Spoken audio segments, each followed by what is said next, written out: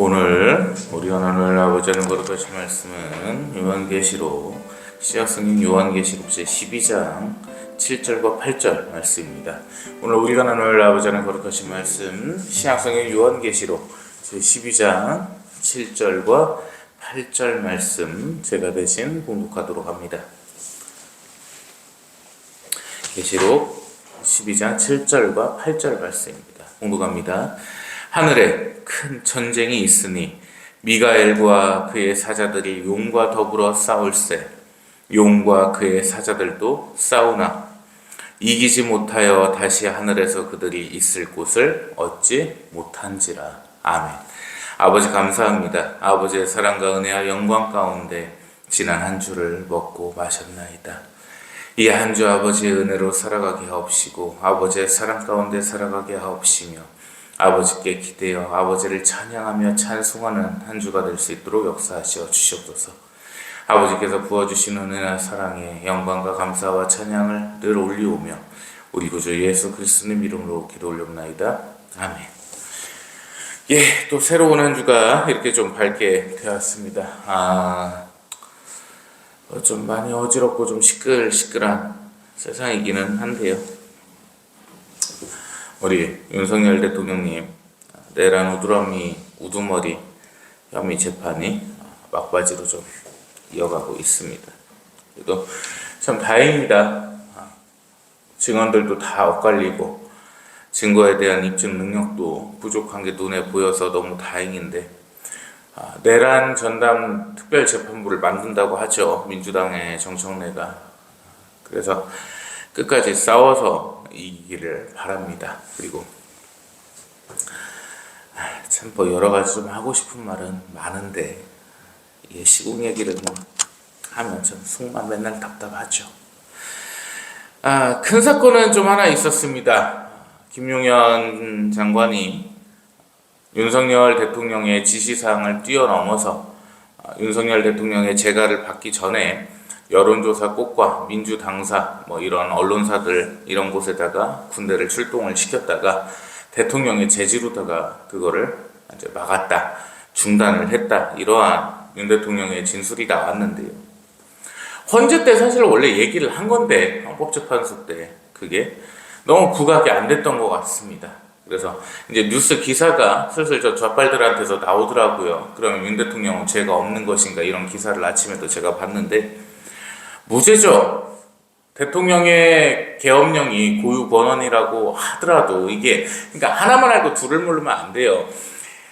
비상 계엄령 자체는 대통령의 고유 권한일 수 있으나 포고령에 있는 정치 활동을 금지하고 국회의원을 어떻게 하고 이건 헌법 위배예요. 절대 인정될 수가 없어요.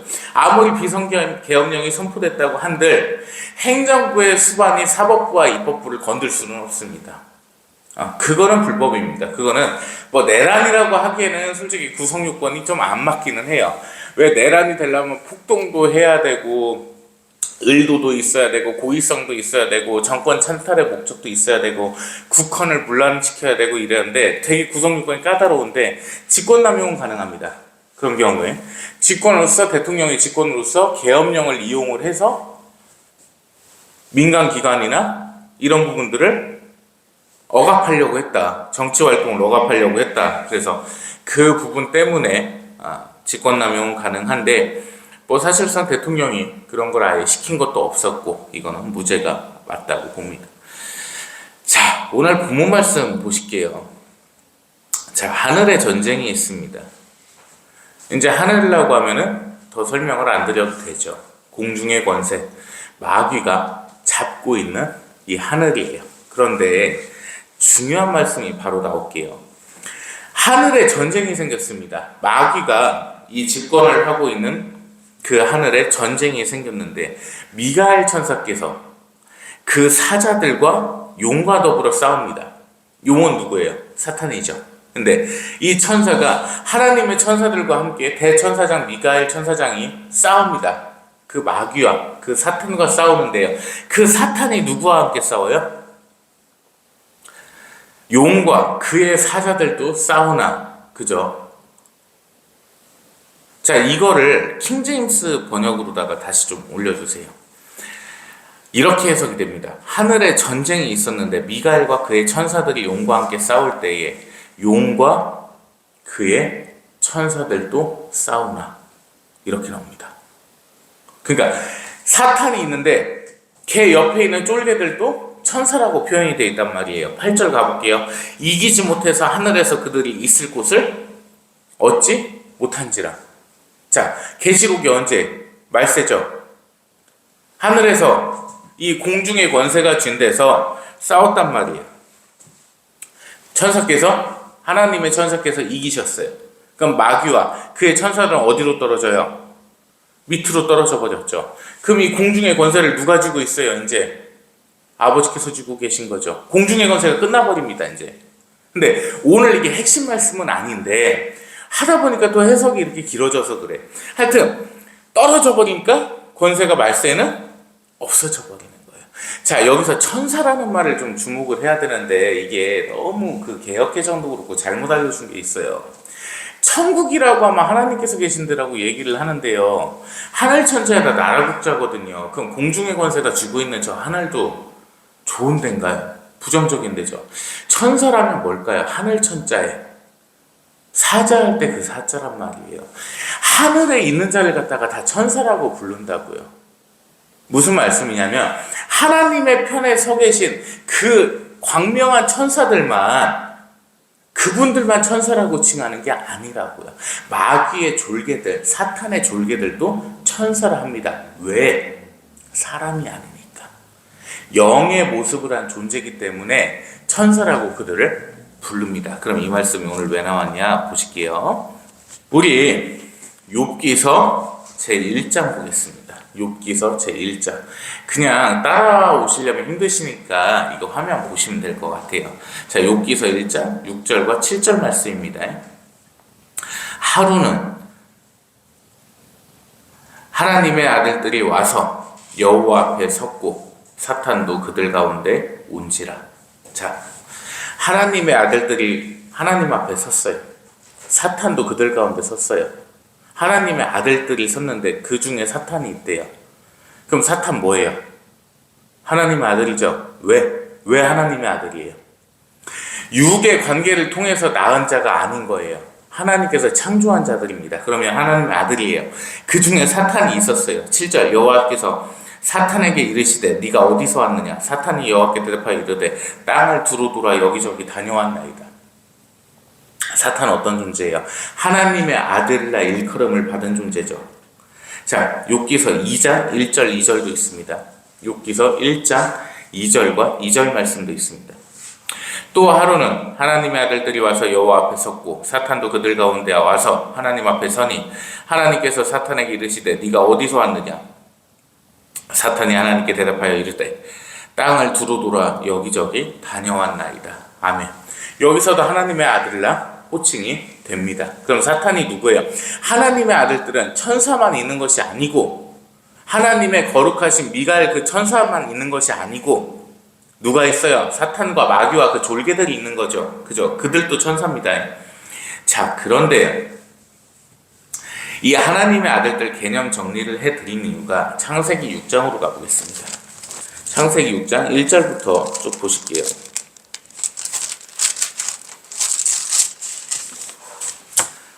자, 사람이 땅 위에 번성하기 시작할 때에 그들에게서 딸들이 나와 하나님의 아들들이 사람의 딸들의 아름다움을 보고 자기들이 좋아하는 모든 여자를 아내로 삼는지라. 아멘. 천사께서, 대천사께서, 미가엘 선하신 천사들께서 이 일을 하실 일은 없죠. 그럼 이들은 누굽니까? 사탄의 졸개들입니다. 귀신들이에요. 마귀들입니다. 자, 이게 사탄과 마귀와 귀신의 정의를 다시 한번 해드리고 갈게요. 마귀라는 것은요, 악마할 때 그 마자를 썼어요. 그래서 이 개역개정에서 너무 이제 그 형편없어가지고 어떻게 정리를 해드리냐면 사탄을 포괄적인 개념으로 보시면 돼요. 왕이라고 보시면 됩니다. 그리고 그 사탄의 밑에 있는 이 졸개들을 귀신이라고 번역을 해놨습니다. 자, 그럼 귀신은 어떤 존재들이냐? 이 하나님의 아들들이라 일컫는 천사들까지 포함을 시켜버리는 겁니다. 영적인 존재들이에요. 영적인 존재라면 뭐냐? 사람의 씨로 나지 아니하고 애초에 하나님께서 창조해 놓으신 자들입니다. 근데 그들이 어떻게 해요? 하나님께 대적을 해버렸습니다.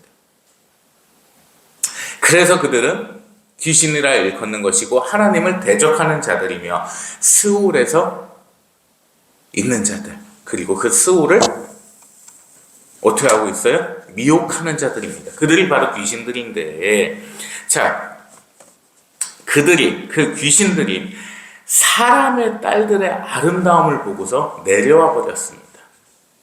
하늘에만 있어야 되는 놈들이 내려와 버렸어요. 내려와서 뭔 짓을 했습니까? 모든 여자를 아내로 삼는지라 그들과 관계를 가졌다고 나와 있단 말이에요. 이게 카리스 주석도 그렇고 원문 성경을 갖다가 보면 분명히 얘기가 되어 있습니다. 성관계라고 표현이 되어 있습니다. 또는 빙의라고도 표현을 할 수가 있어요. 자, 그래서 3절 말씀 보실게요. 하나님께서 이르시되 나의 영이 영원히 사람과 함께하지 아니하리니 이는 그들이 육신이 됨이라. 그러나 그들의 날은 120년이 되리라 하시니라. 아멘. 자, 이 말씀이 되게 중요한데요. 하나님께서 이르십니다. 나의 영이 영원히 사람과 함께하지 않는다고 하십니다. 이 사람이요, 누구를 가리킬까요? 이게 노아 홍수의 전입니까? 후입니까?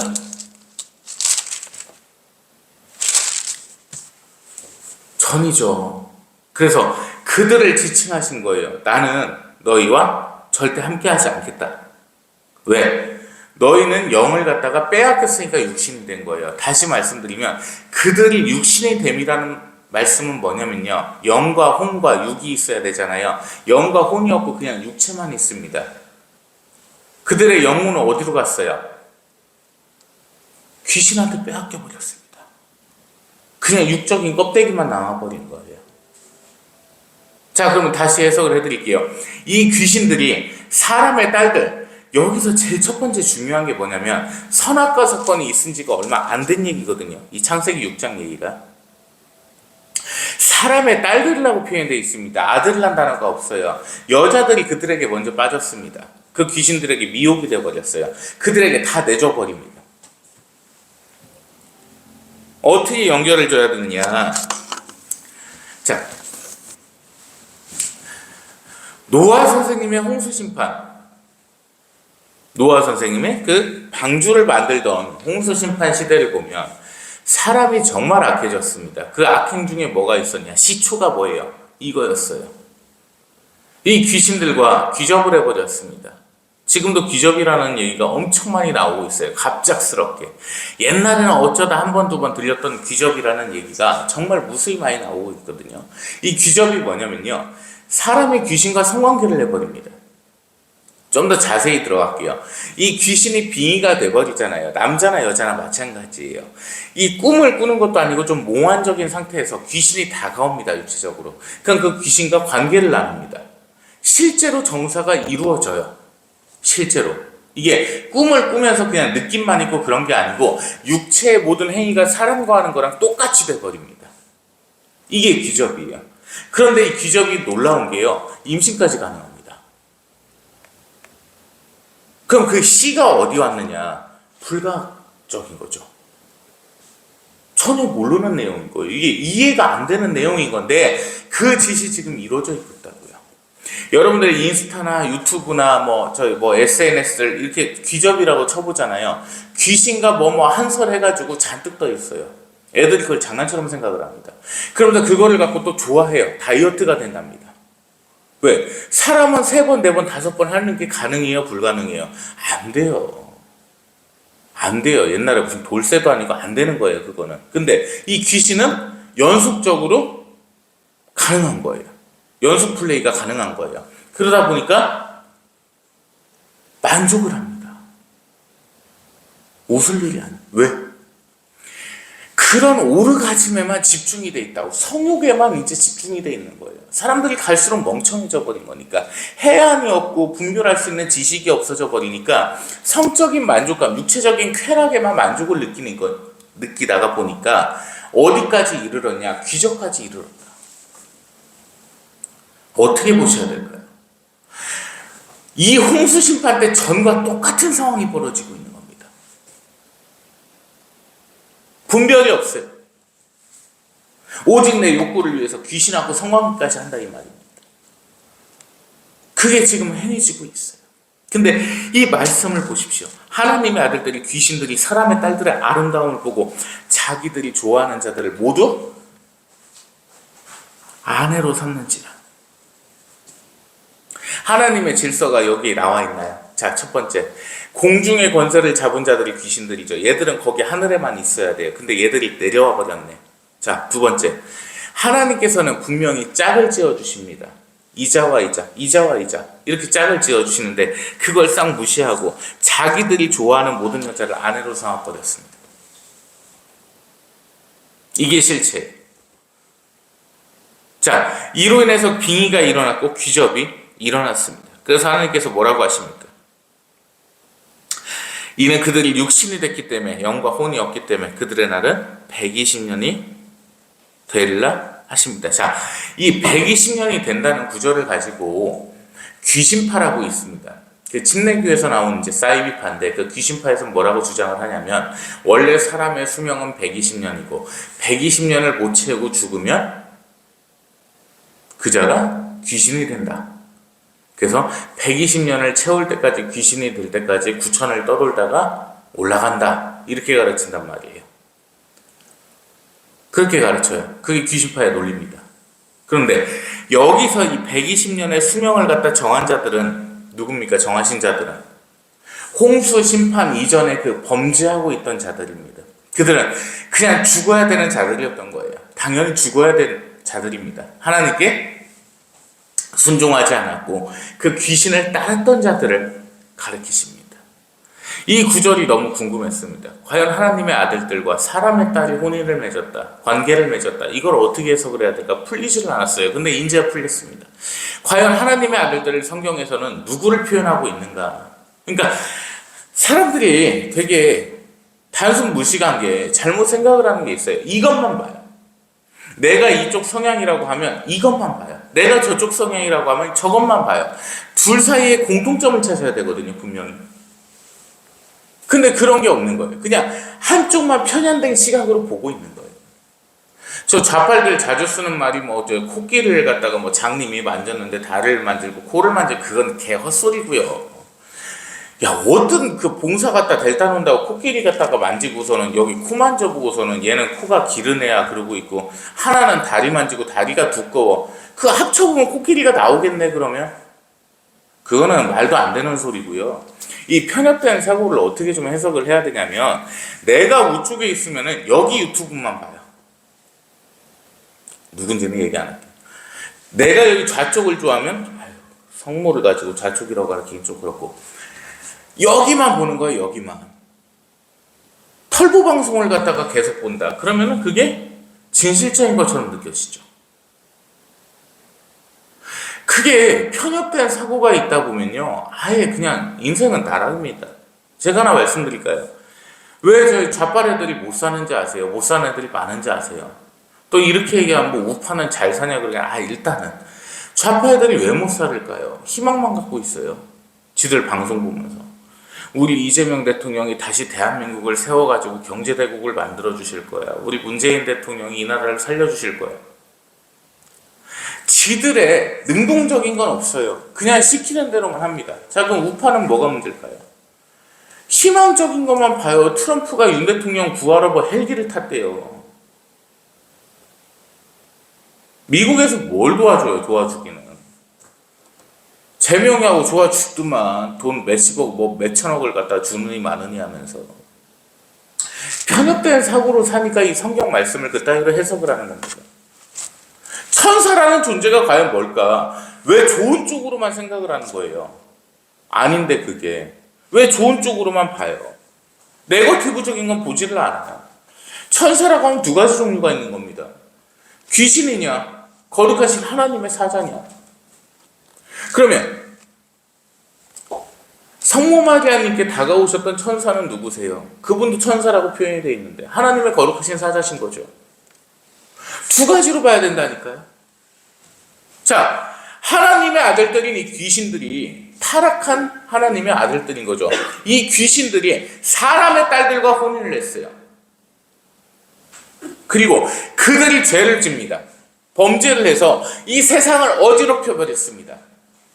그리고 네피림이라고 하는 거인의 존재가 태어나게 됐습니다. 과연 그들은 누구냐? 하나님을 대적하는 자들이에요. 우리 4절 말씀 볼게요. 우리 창세기 6장 4절 말씀. 당시의 땅에는 네피림이 있었고 그 워대에 하나님의 아들들이 사람의 딸들에게도 들어와 자식을 낳았으니 그들은 용사라 고대의 명성 있는 사람들이었더라. 아멘. 자, 이거 한 번만 이 짓을 한 게 아니에요. 계속해서 그 짓을 하고 있었습니다. 계속해서 이 기적을 통해서 이 귀신들과의 연합을 통해서 하나님을 대적하고 있었고 창조의 질서를 무너뜨리고 있었고 이 세상의 질서를 모두 무너뜨리고 있었습니다. 그러자 하나님께서 어떻게 결단을 하십니까? 7절 말씀, 6장 7절. 이르시되 내가 창조한 사람을 내가 지면에서 쓸어버리되 사람으로부터 가축과 기는 것과 공중의 새까지 그리하리니 이는 내가 그것들을 지었음을 함탐함임이라 하시느라. 아멘. 이들의 범죄 가운데 하나님께서는 계획을 세우셨습니다. 그들을 싹 쓸어버리기로 결심을 하십니다. 제가 항상 말씀드렸죠.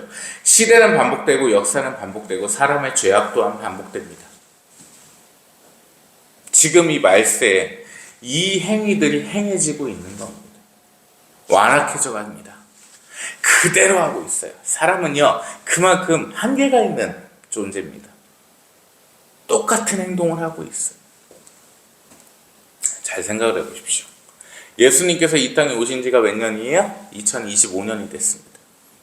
그 2000년 동안 수많은 복음이 전해졌어요. 수많은 전파가 일어났습니다. 수많은 가르침이 있었습니다. 안 믿습니다. 사람의 수명이 허락을 한다면 2000년이라고 봤을 때 한 사람한테 그 2000년 동안 얘기를 갖다가 하면 믿는 척이라도 할 것 같죠? 안 믿습니다. 왜? 노아의 홍수를 본 이스라엘 백성들도 홍해의 기적을 본 이스라엘 백성들도 하나님을 믿지 않았습니다. 여전히 마찬가지입니다. 사람은 그렇게 악한 존재입니다. 과연 그들의 악한 가운데 그 결말은 어찌 되겠습니까? 홍수의 심판이 눈앞에 다가오는 거죠. 그러나 아버지께서는 약속하셨죠.